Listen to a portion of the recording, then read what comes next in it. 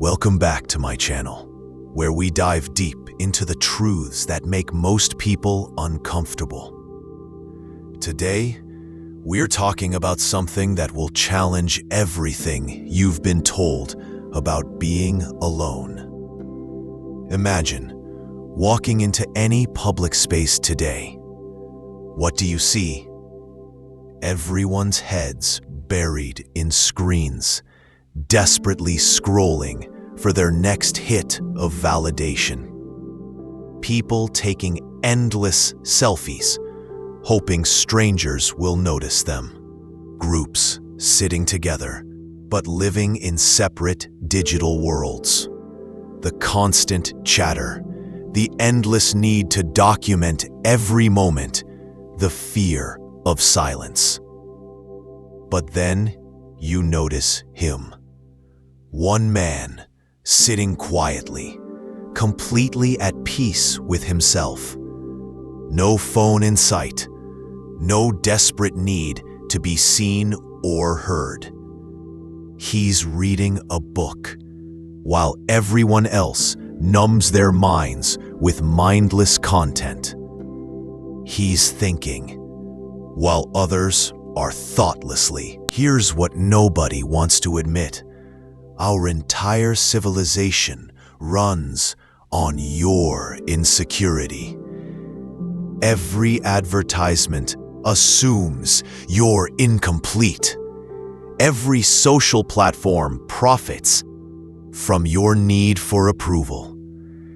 Every product promises to fill the void inside you. The dating industry tells you you're broken without a partner. The fashion industry tells you you're ugly without their products.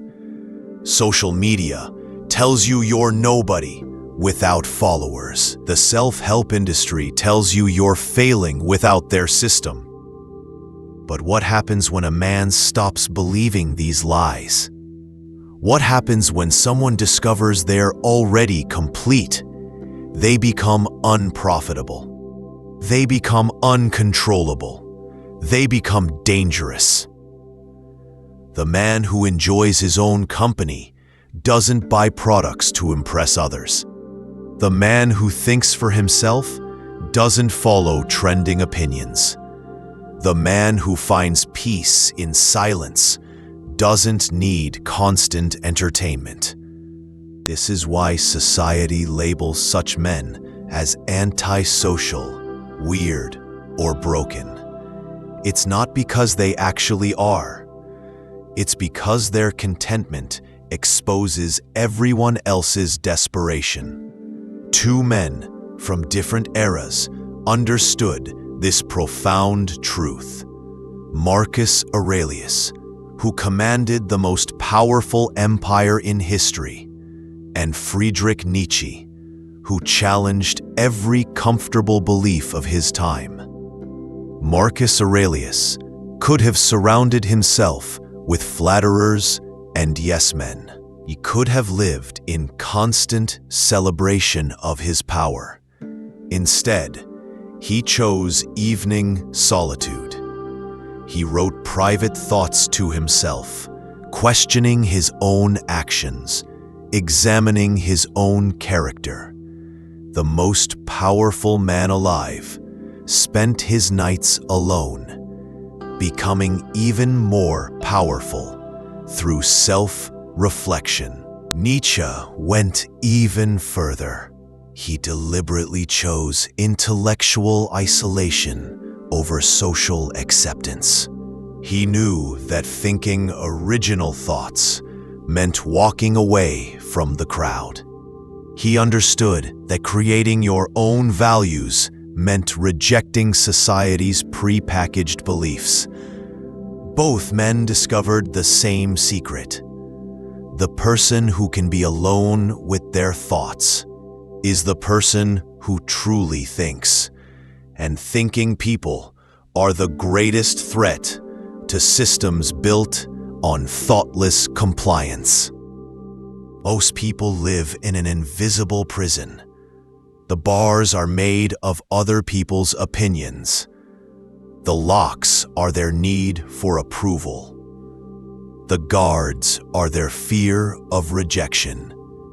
They wake up, but the dangerous man has broken free. He's learned the hardest lesson of all. You don't need anyone's permission to be yourself. This doesn't mean he's cruel or uncaring. It means he's stopped outsourcing his self-worth to strangers on the internet. He stopped performing for an audience that doesn't even know him.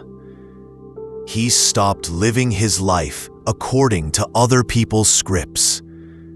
When you no longer need validation, something miraculous happens.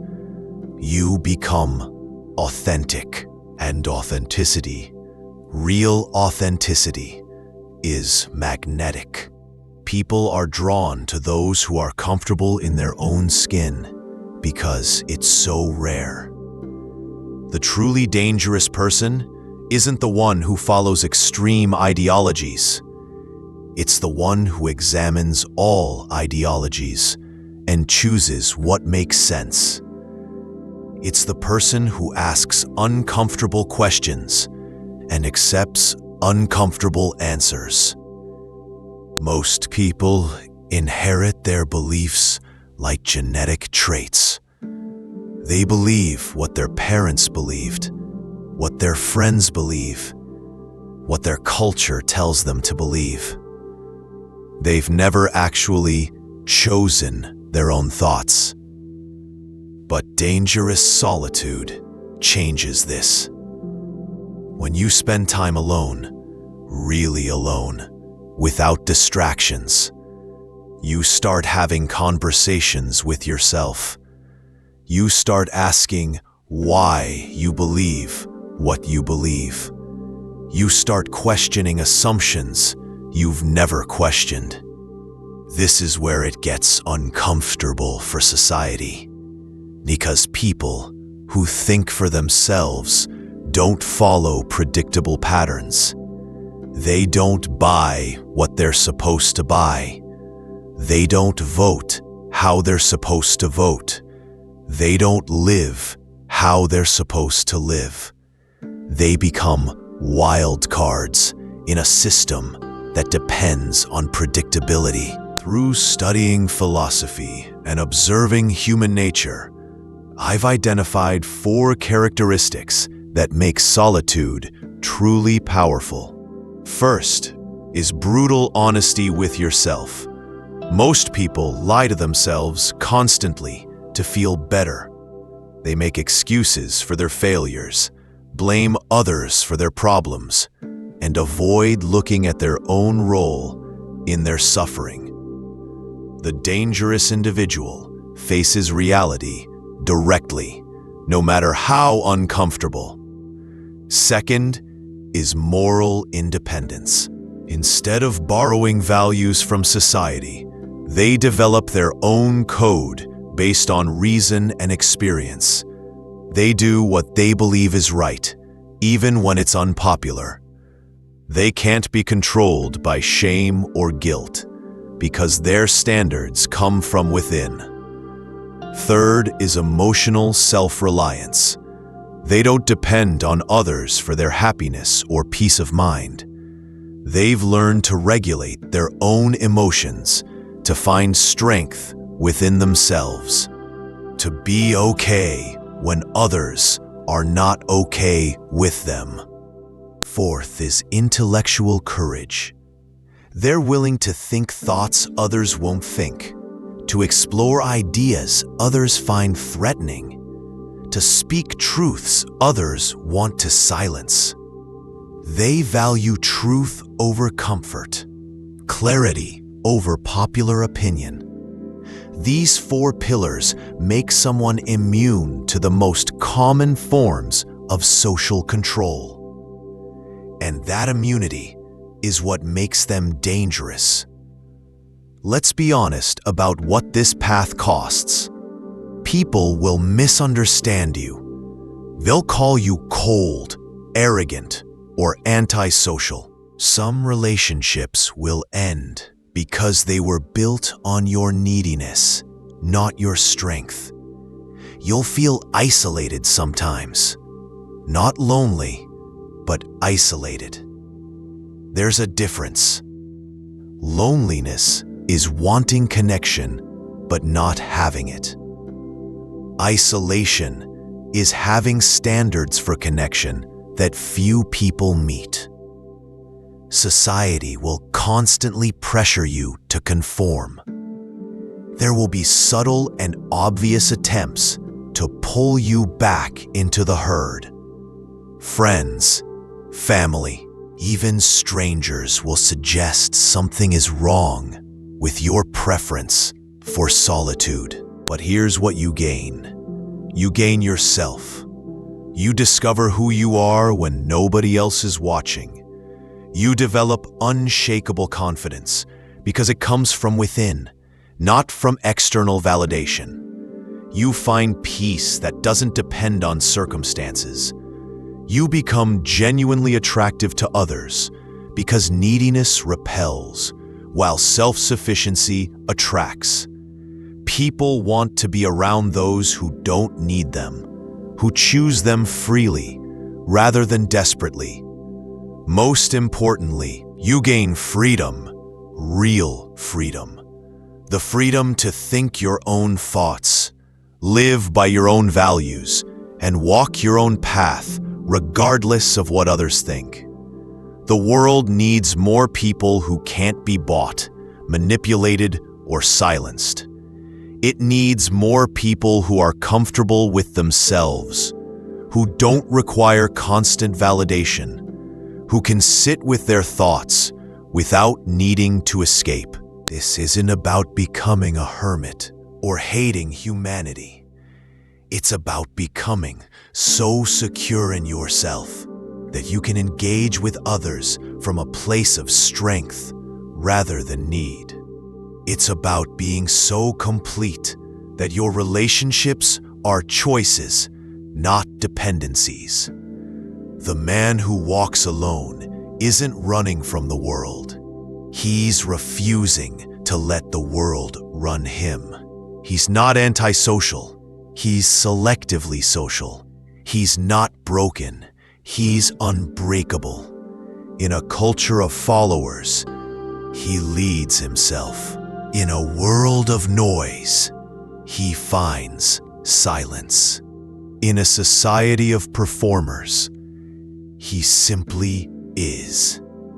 This is the quiet revolution. One person at a time, discovering that they don't need anyone's permission to be themselves.